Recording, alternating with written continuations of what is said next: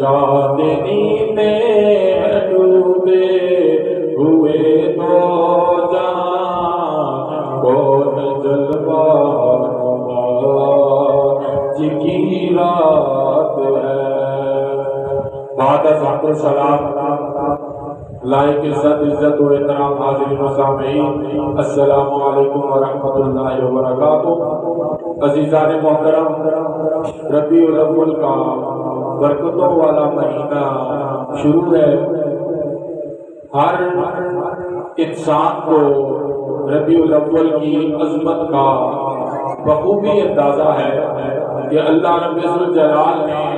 ربیع الاول کے مقدس مہینے کے اندر اس عظیم ہستی کو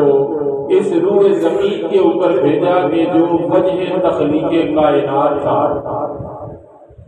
اللہ رب الجلال نے اپنے پیارے محبوب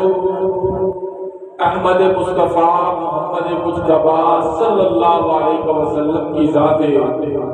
اقدس کو ربیع الاول کے ابتدائی ایام کے اندر بشریت کے لبادے کے اندر اس دنیا کے اندر اتارا تاکہ میرا محبوب روح زمین کے اوپر جا کے اس پیغام کو، اس عبادت کو، اللہ کی وحدانیت کو بیان کرے کہ جو رب نے اس سے پہلے 1,24,000 انبیاء کرام کو دے کے بھیجا۔ اب ہر نبی کو اللہ نے کلمہ دے کے بھیجا، سب نے آ کے اللہ کی وحدانیت کا اعلان کیا۔ لوگوں نے کہا کہ اللہ کے نبی، کیا آپ نے اللہ کو دیکھا ہے؟ تو آگے سے امت کو جواب ملا کہ نہیں، اللہ کو دیکھا تو نہیں، لیکن یہ ہمارا یقین ہے کہ اللہ ہے جس نے ہم سب کو پیدا کیا اور وہی وجہ تخلیق کائنات ہے۔ میرے اور آپ کے نبی کو اللہ نے اس دنیا کے اندر جب بھیجا تو اللہ رب الجلال نے اپنے محبوب کو کچھ وقت دنیا والوں کے پاس بطور مہمان چھوڑا تاکہ دنیا کا، علاقے کا کوئی شخص یہ نہ کہہ سکے کہ ہم کو تو پہلے اگر پتا ہوتا تو پھر ہم اللہ کے نبی کی اطاعت کرتے، اللہ کے نبی کی فرما برداری کرتے، بلکہ اللہ نے اپنے محبوب کو سب سے پہلے روح زمین کے اوپر اتارا، اور اتارنے کے بعد اس روح زمین کو اللہ نے وہ عظمت بخشی، وہ قدر بخشی کہ جو اس سے پہلے کائنات کو بخشی نہیں گئی۔ سب سے پہلا میرے نبی کا معجزہ کہ جب آپ اس دنیا کے اندر آئے، آپ نے آتے ہی اس روح زمین کے اوپر سجدہ کیا۔ پہلا کام آپ کا تھا اس روح زمین کے اوپر آ کے سجدہ کرنا، امت کے لیے دعا مانگی سجدے کے اندر جا کے کہ رب ہب لی امتی، یا اللہ میری امت کو بخش۔ اس سے پہلے جتنی بھی اقوام عالم تھی،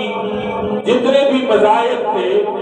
اللہ نے ان کے لیے مخصوص جگہوں کے اوپر مخصوص عبادات کو مقرر کر کے رکھا تھا۔ وہ اپنی عبادات مخصوص جگہوں کے اوپر جا کے کرتے تھے، لیکن جب میرے اور آپ کے نبی کا ظہور ہوا تو اس کائنات کو سب سے پہلے جو عظمت بخشی، اللہ نے پوری کائنات کو بنی کو انسان کے لیے سجدہ گاہ بنا دیا، اور یہ بات وضاحت کے ساتھ بتا دی کہ تمہاری نظر میں اگر کوئی پلیتی ہے، کوئی جگہ گندی ہے کہ جس کو تمہاری آنکھوں نے دیکھا،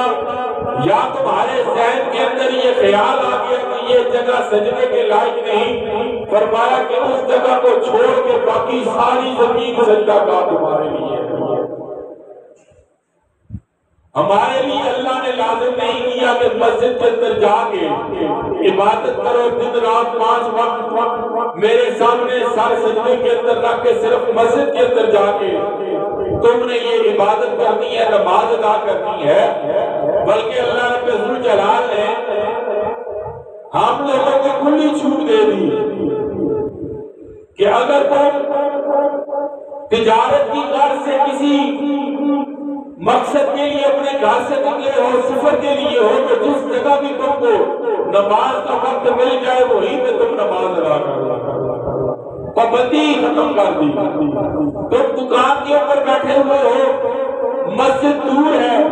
دفتر کے اندر بیٹھے ہو، مسجد دور ہے، تم کسی ایسی جگہ کے اوپر ہو جہاں پہ مسجد دور ہے، فرمایا کہ تمہارے لیے وہی سجدہ گاہ ہے، تمہارے لیے وہی عبادت گاہ ہے۔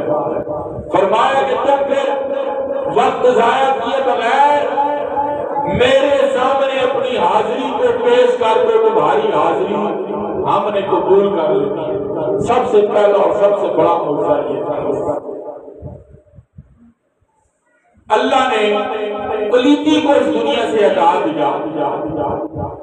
ظاہری نجاست اپنی جگہ پہ موجود ہے، لیکن غائبانہ نجاست جس کو آپ اور میں یہ سمجھتے ہیں کہ یہ جگہ ہو سکتا ہے صاف ہے، خیال آ گیا ہمارے ذہن کے اندر، یہ تصور بھی نہیں کہ ہو سکتا ہے اس سے پہلے یہ جگہ گندی ہے، لیکن چونکہ ہمارے ذہن کے اندر یہ خیال موجود ہے کہ یہ جگہ بظاہر پاک صاف لگتی ہے، وہ ہمارے لیے سجدہ گاہ ہے،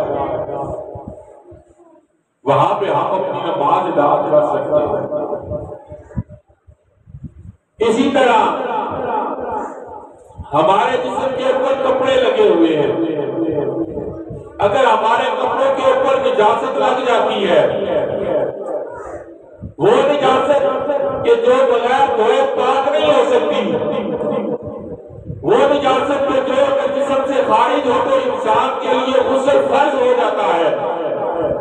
وہ نجاست بھی اگر کپڑے کے اوپر لگ جائے تو پہلی امتوں کے لیے یہ تھا کہ وہ جگہ وہاں سے کاٹ دے۔ جس جگہ جس کپڑے کے اوپر نجاست لگ گئی وہ کپڑا تم لوگوں نے کاٹ کے اس کپڑے سے جدا کر دینا ہے تاکہ باقی کپڑا پاک صاف رہے۔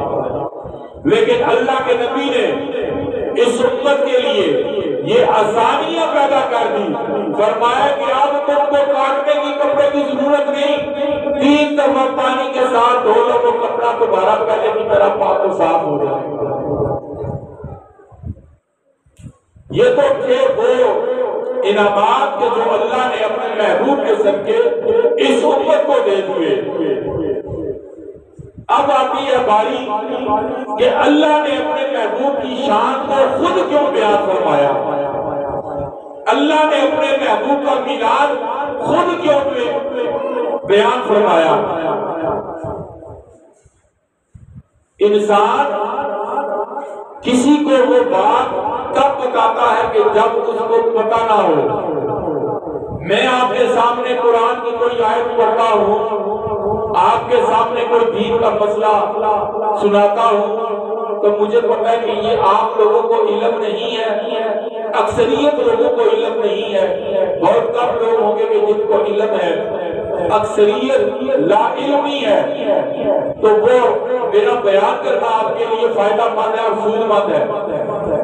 لیکن یہی بات، یہی قرآن میں کسی حافظ کے سامنے سناؤں تو اس کی جگہ سنانے کا مقصد کچھ اور ہوتا ہے، کیونکہ اس کو بھی پتا ہے کہ میں کہاں پہ ٹھیک ہوں کہاں پہ غلط ہوں، وہ میری بات کا رد کر سکتا ہے۔ دین کا کوئی مسئلہ کوئی عالم میرے پاس بیٹھا ہو تو وہ مجھے سمجھا سکتا ہے کہ یہ بات یہاں پہ ٹھیک ہے یہاں پہ غلط ہے۔ اللہ نے اپنے محبوب کی شان کو کیوں خود بیان فرمایا؟ اللہ نے قرآن کے اندر فرمایا یا ایھا النبی انا ارسلناک شاہدا ومبشرا ونذیرا وداعیا الی اللہ باذنہ وسراجا منیرا۔ کبھی کہا کہ یا نبی ہم نے آپ کو گواہ بنا کے بھیجا، کبھی کہا کہ یا نبی ہم نے آپ کو بشارتیں دینے والا بنا کے بھیجا، کبھی کہا کہ یا نبی ہم نے آپ کو اللہ کی طرف بلانے والا بنا کے بھیجا، کبھی کہا کہ ہم نے آپ کو سراجا منیرا بنا کے بھیجا، کبھی کہا کہ یا جو ہر مزمل اے تبلیغ ہونے والے، کبھی کہا کہ یا جو ہر مدثر اے چادر اوڑھنے والے، کبھی کہا یاسین، کبھی کہا الغرض کہ اللہ نے اپنے محبوب کو اس کی شان کو خود بیان فرمایا۔ مقصد کیا تھا؟ یہ تو کام امت کا تھا کہ وہ اپنے نبی کی شان کو بیان کرتے، وہ اپنے نبی کا مقام بیان کرتے، وہ اپنے نبی کا اپنے نبی کی عظمت کو بیان کرتے، لیکن اللہ بیان کر رہا ہے۔ اللہ کو بھی پتا ہے، مصطفیٰ کو بھی پتا ہے کہ میری یہ شانیں ہیں۔ اول ما خلق اللہ نوری، اللہ نے سب سے پہلے اپنے نور سے میرے نور کو پیدا کیا۔ کائنات کی کوئی بھی چیز نہیں تھی،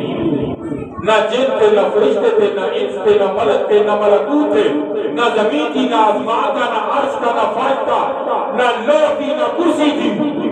کائنات کے اندر صرف وحدہ لا شریک کی ذات تھی، اللہ کا نور تھا۔ ہر کائنات کے ہر ذرے کے اندر اللہ کا نور پھیلا ہوا تھا۔ اللہ نے اپنے نور سے نور مصطفیٰ کو پیدا کیا، اور پھر اس نور کو بھی آگے تقسیم کیا۔ اس نور کے 4 حصے کیے، اس نور کے 4 حصے کیے۔ ایک حصے سے اللہ نے آسمان بنایا، زمین بنائی، ایک حصے سے اللہ نے جن و انس، ملکوت، ملک پیدا کیے۔ ایک حصے سے اللہ نے، یعنی کہ اللہ نے اپنے نبی کے نور کو 4 حصوں میں تقسیم کیا، اور 3 حصے پھر میرے مصطفیٰ کے پاس تھے، یہ سب کو 4تھا حصہ ملا ہے۔ ہم سب جو کھا رہے ہیں وہ اللہ کے نبی کے نور کا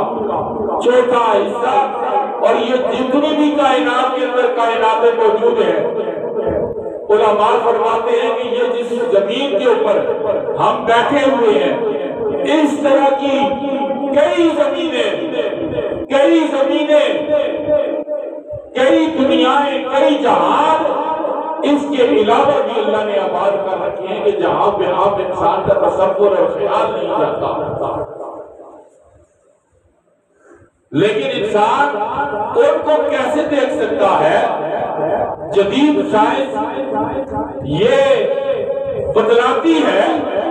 کہ کائنات کے اندر، دوسری کائنات کے اندر جانے کے لیے بلیک ہولز ہیں، اور اللہ نے اس کا قرآن کے اندر ارشاد فرمایا۔ عام دنیا اور عام سائنسدان کیا کہتے ہیں کہ یہ بلیک ہولز ہیں کہ جن سے گزر کے انسان ایک کائنات سے دوسری کائنات کی طرف جاتا ہے، اور یہ بلیک ہول پار کرنے کے لیے کتنی رفتار چاہیے؟ فرمایا کہ وہ بجلی سے بھی تیز رفتار چاہیے۔ جس رفتار سے بجلی چلتی ہے اس سے کئی گنا زیادہ تیز رفتار ہو تو تب وہ پار ہو سکتا ہے، وہ دوسری دنیا میں جا سکتا ہے۔ اب ذرا اپنے نبی کا معجزہ دیکھیے، معراج کی شب ہے، اللہ نے اپنے نبی کو روح زمین سے 7 آسمانوں تک، اور پھر 7 آسمانوں سے عرش معلی تک جنت اور دوزخ کی سیر کروانے کے بعد مسجد حرام سے مسجد اقصی تک کا سفر اللہ نے کیسے طے کروایا؟ اللہ نے اتنا لمبا سفر اپنے محبوب کو کیسے طے کروایا؟ تو سب نے یہ معراج کے موضوع کے اندر سنا ہوا ہے کہ اللہ نے اپنے نبی کے لیے براق بھیجا۔ وہ براق کیا تھا؟ برق کی جمع، اور برق کیا ہے؟ بجلی۔ براق کہتے ہیں کہ بجلی سے بھی زیادہ تیز رفتار۔ وہ براق، اس کی نظر کا یہ عالم تھا، اور اس کے چلنے کی یہ رفتار تھی کہ جہاں تک اس کا ایک نظر پہنچتی تھی وہاں تک اس کا ایک قدم پہنچتا تھا۔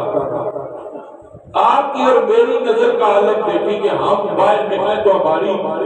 آسمان، سورج، چاند، ستارے ہم دیکھ سکتے ہیں. یہ کوئی یہاں پہ موجود نہیں، یہ آسمان دنیا کی مخلوقات ہیں. اللہ نے اپنے نبی کو براق کے ذریعے یہ سارا سفر طے کروایا اور بتلا دیا کہ ہم نے ایک سارے تم جیسے لوگ نہیں پیدا کیے، اس جیسی کائنات پیدا نہیں کی، بلکہ ہم نے اس جیسے کئی اور جہان بھی پیدا کیے کہ جن کو عام انسان دیکھ نہیں سکتا. سائنسدان تلاش کرنے کے اندر لگے ہوئے ہیں، کبھی مریخ کا سفر کر رہے ہیں، کبھی کون سے سیارے کے اوپر جا رہے ہیں، کبھی کس مقام کے اوپر جا رہے ہیں، اور طرح طرح کی وہ نشانیاں دریافت کر رہے ہیں کہ انسان کہاں پہ جا کے آباد ہو سکتا ہے. یہ تھا میرے نبی کا عظیم معجزہ. بات یہ تھی کہ ہم اگر کوئی بات یا کوئی سائنسدان ہمیں بات بتلاتا تو وہ ہمارے علم میں نہیں تھی، لیکن اللہ نے اپنے محبوب کی شان کو خود کیوں بیان فرمایا. اللہ کو بھی پتا اور مصطفیٰ کو بھی پتا کہ میں نبی بھی ہوں، میں سراج منیرہ بھی ہوں، میں شاہد بھی ہوں، میں مبشر بھی ہوں، میں نذیر بھی ہوں، میں اللہ کی طرف بلانے والا بھی ہوں، میں روشن چراغ بھی ہوں، میں نور بھی ہوں، میں کتاب مبین بھی ہوں. اس کے باوجود اللہ نے ہر بات کا اعلان کیا. اب اس بات کو بیان کرنے کا مقصد صرف یہ تھا کہ اللہ نے جب مصطفیٰ کو مکہ کی سرزمین کے اندر حسن انسانیت کا لبادہ اڑا کے ہم لوگوں کے پاس اپنا محبوب بھیجا، تو جب 40 سال کے بعد اعلان نبوت فرمایا تو آپ سب یہ بتائیں کہ کیا سارے مسلمان ہو گئے تھے کہ جہاں پہ میرے مصطفیٰ نے کہا کہ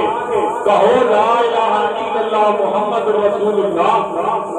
گواہی دیتا ہوں کہ اللہ ایک اور میں اس کا رسول ہوں، تو آپ کیا سمجھتے ہیں کہ اعلان نبوت کے بعد وہ لوگ تقسیم نہیں ہو گئے، آدھے مسلمان اور آدھے کافر ہو گئے؟ جنہوں نے اللہ کے نبی کی دعوت کے اوپر لبیک کہا، کلمہ پڑھ لیا، مسلمان ہو گئے، اور انہی کے اندر ایسے لوگ تھے کہ جو اس دعوت سے انکاری ہو گئے. ادھر رک کے اللہ نے یہ بات ہم سب کو بتا دی کہ جب میرے نبی کی شان بیان ہو رہی ہو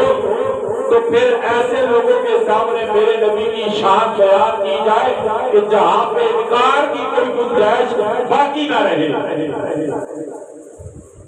ورنہ اگر امتیوں کا ہے تو امتی کو آج بھی یہی کام کر رہا ہے. کوئی کہتا ہے کہ اللہ کے نبی کو معاذ اللہ نور تھے، بشر تھے، خیر کی خبروں کا پتہ نہیں تھا. یہ امتی ہے نا، انکار کرنے والے ہیں. اللہ کو یہ گوارا نہیں تھا کہ میرے محبوب کی شان بیان ہو اور کوئی آگے سے انکار کرے. اس لیے میرے رب نے خود فرمایا کہ یا اے میرے نبی، ہم نے آپ کو شاہد بنا کے بھیجا،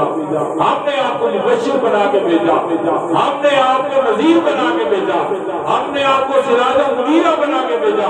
ہم نے آپ کو یاسین بنا کے بھیجا، ہم نے آپ کو طہا بنا کے بھیجا، ہم نے آپ کے شہر کی قسمیں کھائی، لا اقسم بہذا البلد، ہم نے آپ کی زلفوں کی قسم کھائی، واللیل اذا یغشی والنہار اذا تجلی، ہم نے آپ کے چہرہ مبارک کی قسمیں اٹھائی کہ والضحی واللیل اذا سجی ما ودعک ربک وما قلی. بیان اس لیے کیا کہ نہ ادھر سے انکار ہو نہ ادھر سے انکار ہو. مصطفیٰ کو بھی اپنی عظمت کا پتہ تھا،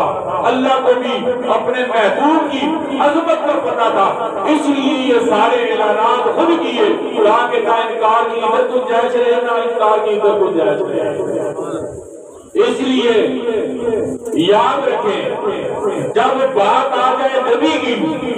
جب بات آ جائے اللہ اور اس کے رسول کی، وہاں پہ دنیا کی ہر بات ختم ہے. وہاں پہ کوئی کسی کا باپ، کسی کا بھائی، کسی کا کتنا ہی مرضی چاچا تایا ماما کیوں نہ رہے، وہ کہے کہ ایسے نہیں ایسے ہے، تو کہو کہ بس جس طرح مصطفیٰ پہ بے مثال ہے، ہمیں کوئی ضرورت نہیں کسی سے کوئی پابندیاں لینے کی، یا کسی سے کوئی ڈگریاں لینے کی، یا کسی سے کوئی ہمیں فتوے لینے کی ضرورت نہیں، کہ جہاں پہ اللہ نے اپنے محبوب کی شان کو خود بیان کر دیا، ہم اللہ کے محبوب کی شان کو خود بیان کریں گے۔ میرے مصطفیٰ کریم آقا علیہ السلام ایک دن حجرہ مبارک سے نکلے، صحابہ چونکہ تھوڑی تعداد میں تھے تو ہر صحابی کا یہ خواہش ہوتی کہ میرا زیادہ سے زیادہ وقت اللہ کے حضور کی بارگاہ کے اندر گزرے، اس لیے صحابہ باقی سارے کام بھی کرتے تھے۔ آپ یہ نہ سمجھے کہ وہ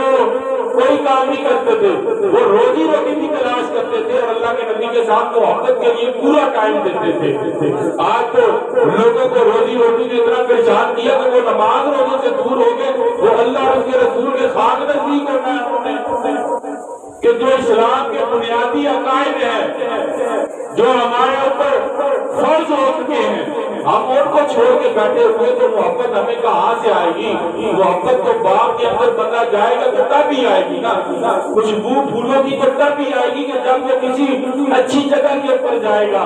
وہ گندی جگہ پہ جائے گا تو وہاں سے پھر وہ یہی کہے گا کہ اس پھول کی بدبو بڑی آتی ہے، یہاں سے بڑی گندی بدبو آتی ہے۔ لیکن اگر وہ کسی اندر والے کی دکان کے اندر جائے گا تو اس کو خود ہی خوشبوؤں کا احساس ہو جائے گا۔ جب انسان نماز پڑھے گا تو اس کو پتہ لگے گا کہ میرا مصطفیٰ یہ ہے، جب انسان روزہ رکھے گا تو اس کو پتہ لگے گا کہ میرے نبی کی عظمت یہ ہے، جب انسان قرآن کھول کے پڑھے گا تو اس کو پتہ لگے گا کہ ہر حرف کے اندر اللہ نے اپنے محبوب کا مقام و مرتبہ بیان فرمایا ہے۔ اس لیے میرے بھائیوں یاد رکھنا، انسان کی زندگی کا دار و مدار دو چیزوں پہ ہے، کلمہ لا الہ الا اللہ محمد رسول اللہ۔ اگر اس کے علاوہ کوئی اور بات ہوتی تو پھر اللہ اس کو بیان فرما دیتا۔ یہاں پہ کامیابی کا دار و مدار اللہ نے بتا دیا کہ صرف اور صرف رسول اللہ سے وفاداری ہے۔ جو رسول اللہ کا وفادار ہوگا وہ کبھی آپ کی ذات کے اوپر کوئی اعتراض نہ کرے گا، نہ سننا گوارا کرے گا، اور پھر جو اعتراض کرے گا تو وہ تو یاد رکھو گے تو وفادار ہے ہی نہیں، اور جو وفادار نہیں اس کے لیے تو پھر کوئی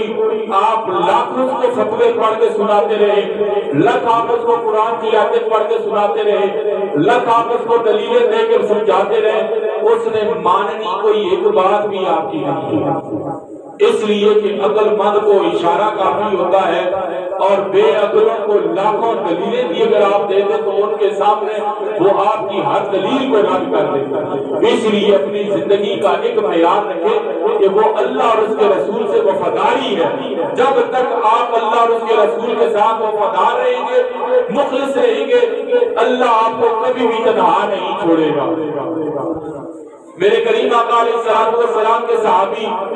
مجلس کے اندر موجود، جس طرح آج لوگ میلاد مناتے ہیں گھروں کے اندر، شہروں کے اندر، مساجد کے اندر، ابھی بھی ہم میلاد ہی پڑھ رہے ہیں۔ یہاں پہ بھی ابھی اللہ کے نبی کی شان ہی بیان ہو رہی ہے۔ ہر جمعے کو ہم میلاد کرتے ہیں، اللہ کے نبی کا مقام بتاتے ہیں، مصطفیٰ کی شان بتاتے ہیں، مصطفیٰ کی عظمت بتاتے ہیں، ہمارا نبی ایسا تھا، ہمارا نبی ایسا ہے، ہمارے نبی کا مقام یہ ہے، ہمارے نبی کا مرتبہ یہ ہے۔ ہر جمعے کو ہم میلاد کرتے ہیں۔ میرے کریم آقا علیہ السلام کے صحابی جب گٹا لگایا ہوا، محفل لگائی ہوئی، اللہ کے نبی کی شان بیان کر رہے ہیں، اتنے میں اللہ کے نبی خرامہ اپنے حجرہ مبارک سے نکلے، کھڑے ہو کے دیکھا کہ صحابہ بیٹھے ہوئے ہیں، آپ بڑی آہستگی کے ساتھ چلتے ہوئے وہاں پہ پہنچے تو فرمایا کہ اے میرے صحابہ یہ کیا کر رہے ہو؟ تو جناب حضرت جابر بن سمرہ رضی اللہ تعالیٰ عنہ عرض کیا کہ یا رسول اللہ صلی اللہ علیہ وسلم، ہم یہاں پہ آپ کی آمد کے تذکرے بیان کر رہے ہیں، ہم یہاں پہ اللہ کی حمد و ثنا اور توصیف کرنے کے بعد آپ کی شان بیان کر رہے ہیں، آپ کا مقام بیان کر رہے ہیں۔ تو اللہ کے نبی نے فرمایا کہ اچھا صرف اس لیے تم لوگ یہاں پہ اکٹھے ہوئے ہو، صرف اس لیے تم یہاں پہ موجود ہو، یہی تمہاری نیت ہے؟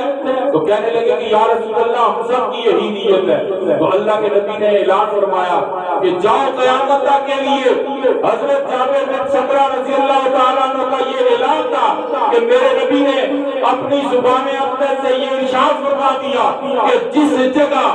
میرا میلاد پڑھا جائے، جس گھر کے اندر میرا میلاد ہو، جس گھر کے اندر، جس جگہ کے اندر میری آمد کے تذکرے ہو، اللہ وہاں سارا سال رحمتوں کا نزول فرماتا ہے۔ اسی لیے تو کسی بزرگ نے کیا خوب فرمایا کہ اِنَّكَ شَمْسٌ وَالْمُلُوكُ كَوَاكِبُ، إِنَّكَ شَمْسٌ وَالْمُلُوكُ كَوَاكِبُ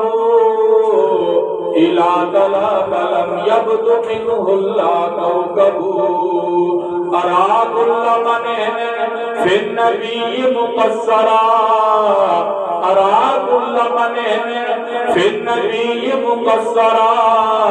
وَإِنْ بَلَغَ الْمُزْنِي عَلَيْهِ وَأَسْرًا إِذَا اللَّهُ أَثْنَى فِي الَّذِي هُوَ أَهْلُهُ علیہ فما مقدار ما یمدح الورا لما شمس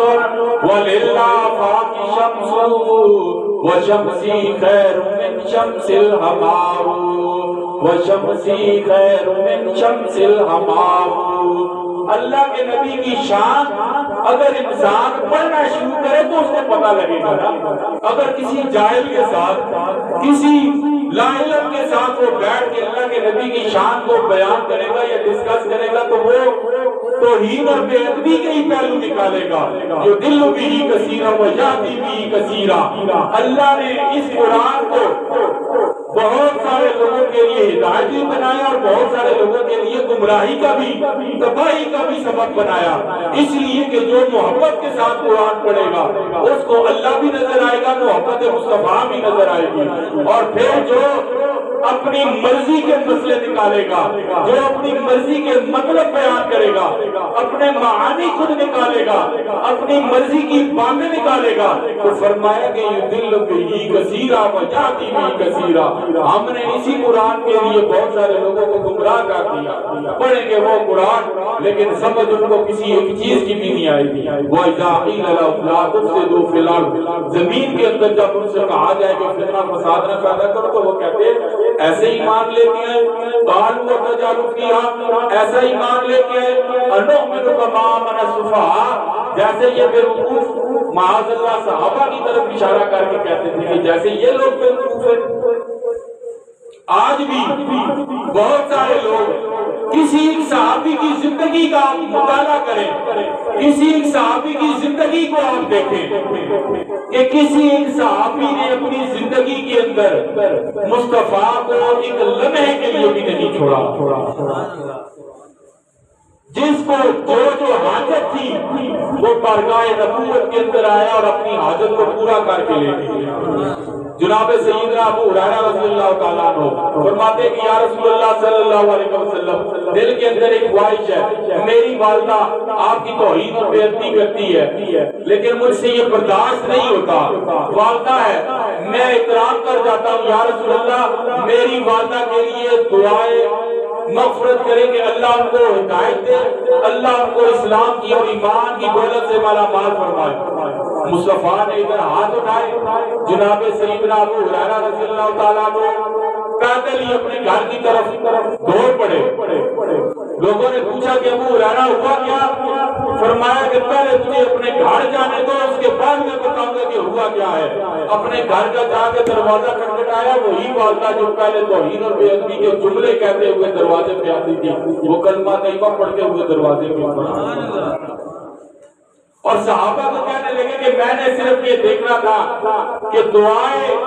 محمد سب سے پہلے پہنچتی ہے، یہ میری والدہ کو اللہ ایمان سب سے پہلے مالا مال فرماتا ہے۔ میرے بھائیوں یاد رکھنا، میلاد کرو، ڈٹ کے کرو، کسی سے کوئی فتویٰ لینے کی کوئی ضرورت نہیں۔ جس نے نہیں کرنا مجبوری نہ کریں آپ اس کو،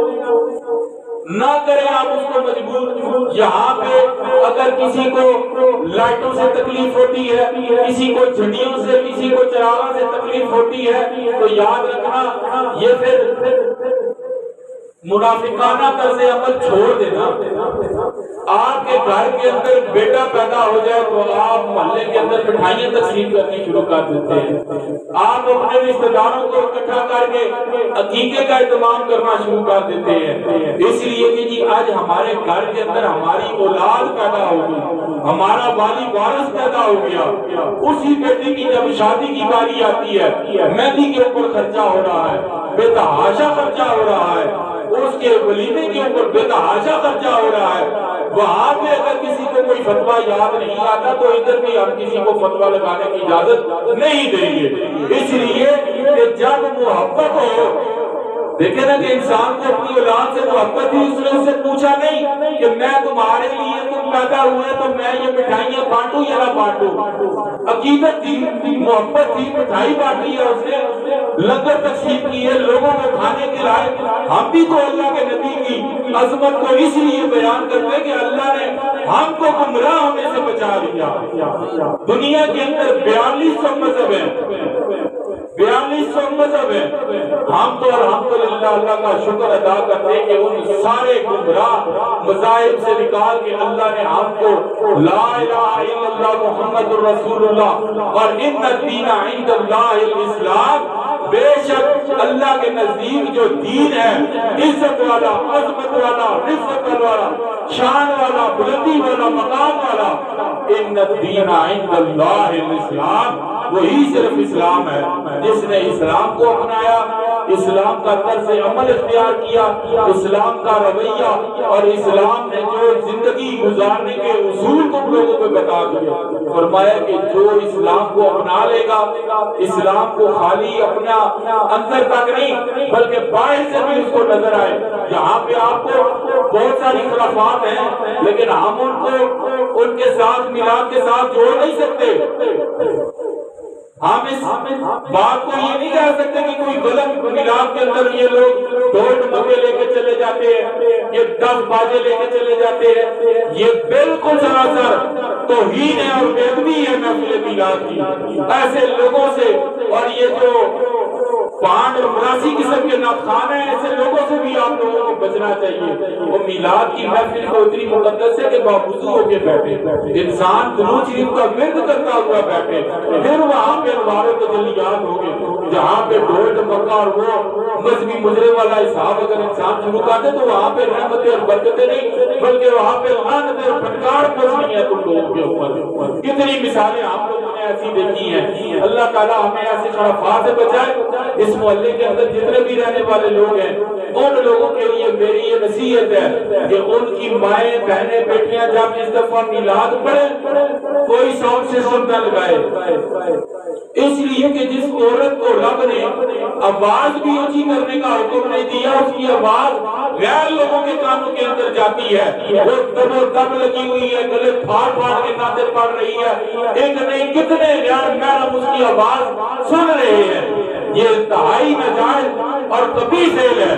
اس محلے کے اندر رہنے والے لوگوں کو یہ میں پیغام دیتا ہوں کہ اس دفعہ جب کوئی گھر کے اندر میلاد کی محفل عورتوں کی کروائے تو خبردار ساؤنڈ سسٹم لگائے اور تو بولو کہ اگر میلاد کرنا ہے تو اتنی دھیمی آواز کے ساتھ کرے کہ آواز بھی گھر سے باہر نہ جائے۔ وَقَرْنَ فِي بُيُوتِكُنَّ وَلَا تَبَرَّجْنَ تَبَرُّجَ الْجَاهِلِيَّةِ الْأُولَىٰ، پہلے زمانے کی عورتوں کی طرح نہ تم لوگ کام کرنا۔ اللہ کے محبوب نے فرمایا کہ تم لوگ مسلمانوں کی عورتیں ہو، تم لوگ عزت والی ہو، عظمت والی ہو، تم لوگ اپنا مقام پہچانو کہ تم لوگوں کا کیا مقام رب نے تمہیں عطا کر کے بھیجا۔ اگلی بات اللہ کے محبوب نے فرمایا کہ آخری وقت میں قومیں تباہ اس لیے ہوگی، کسی کے اوپر پتھروں کا عذاب آئے گا، کسی کے اوپر پانی کا عذاب آئے گا، کسی کے اوپر ہوا کا عذاب آئے گا، کسی کو کس لحاظ سے تباہ کریں گے۔ صحابہ نے عرض کیا کہ یا رسول اللہ وہ کیسا وقت ہوگا؟ آج وہ وقت موجود ہے. صحابہ نے عرض کیا کہ یا رسول اللہ کیسا وقت ہوگا؟ فرمایا کہ جب زنا عام ہو جائے گا، گانے بجانے والے عام ہو جائیں گے. فرمایا کہ وہ وقت اللہ کے عذاب کا منتظر تم لوگ پھر رہو.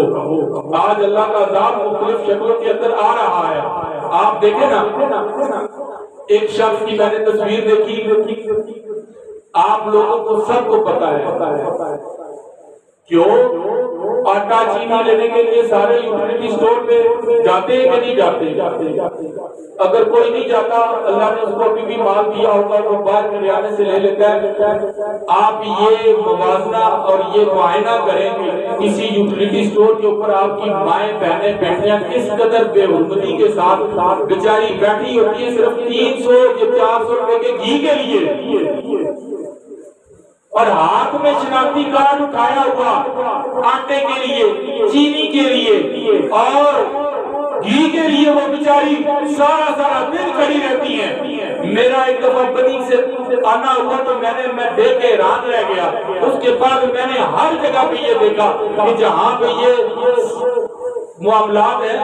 وہاں پہ بیچاری ہماری مائیں بہنیں رل کھل گئی ہیں. اور شرم ہے آپ لوگوں کو بھی کر لینی چاہیے. یہ شناختی کارڈ جس کے لیے آپ روزی روٹی کے محتاج ہو چکے ہیں، اب کی بار اگر کوئی آپ کے علاقے کا نمائندہ ووٹ لینے کے لیے آئے نا تو اس کا گریبان پکڑے اور اس کو کہیں گے ہماری مائیں بیٹی بہنیں ذلیل ہو گئی ہیں، ہم نے ووٹ تو کوئی اس لیے دیا کہ ہمیں ہمارے کھانے پینے کے باتوں سے بھی روک دو، ہمیں آزاد کر دو. ان لوگوں کی عیاشیاں ختم نہیں ہوتی، ہمیں کھانے کے پورے نہیں پڑ جاتے.